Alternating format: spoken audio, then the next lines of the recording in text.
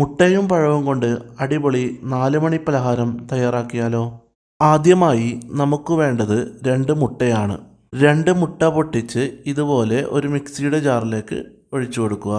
ഇനി നമുക്ക് വേണ്ടത് പഴമാണ്.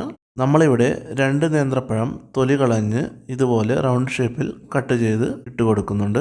ഇനി അടുത്തതായി നമ്മൾ ചേർക്കുന്നത് തേങ്ങ ചിരവിയതാണ്. ഒരു 4 ടേബിൾ സ്പൂണോളം തേങ്ങ ചിരവിയത് ഞാനിവിടെ ചേർക്കുന്നുണ്ട്. ഇത് ഓപ്ഷണലാണ്, നിങ്ങൾക്ക് വേണമെങ്കിൽ ചേർത്താൽ മതിയാകും. തേങ്ങ ചിരവിയത് ചേർക്കുമ്പോൾ സ്വാദ് അല്പം കൂടുതൽ കിട്ടും. ഇനി ഇതിലേക്ക് മധുരത്തിന് ആവശ്യമുള്ള പഞ്ചസാര ചേർത്ത് കൊടുക്കണം. ഞാനിവിടെ 2 ടേബിൾ സ്പൂൺ പഞ്ചസാര ചേർത്ത് കൊടുക്കുന്നുണ്ട്.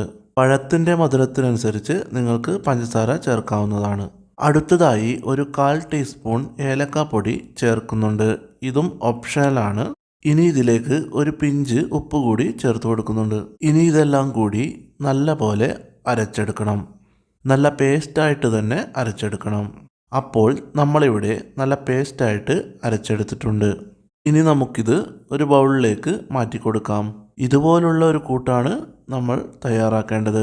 വെള്ളമൊന്നും നമ്മൾ ചേർക്കേണ്ട ആവശ്യമില്ല. നമ്മുടെ മാവ് ഇവിടെ റെഡി ആയിട്ടുണ്ട്. ഇനി നമുക്ക് ഇത് ചുട്ടെടുക്കണം.